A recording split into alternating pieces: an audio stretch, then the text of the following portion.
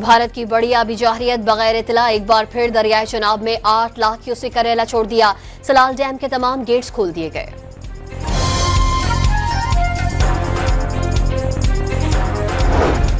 Chairman NDMA ने आइंदा 3 से 4 रोज में मजीद बारिशों का इम्कान जाहिर कर दिया। आजाद कश्मीर के कुछ हिस्से और शुमाली पंजाब के हिस्से मुतासिर होंगे। पंजाब से चलने वाले दरियाओं के रेले 4 से 5 सितंबर तक गुड्डू पहुंचेंगे। जनरल इनाम हैदर के वफाकी वजीर मुसद्दिक मलिक के हमरा न्यूज ब्रीफिंग।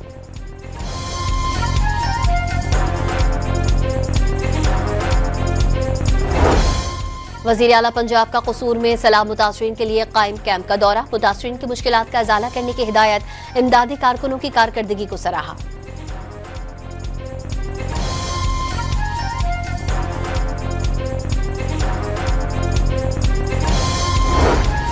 चीन के शहर तियानजिन में एससीओ कॉन्फ्रेंस। चीन के सदर शी जिनपिंग ने वजीर आजम शहबाज शरीफ समेत मेहमानों का खैर मकदम किया। वजीर आजम की तुर्क सदर रजब तैयब एर्दोआन से भी मुलाकात।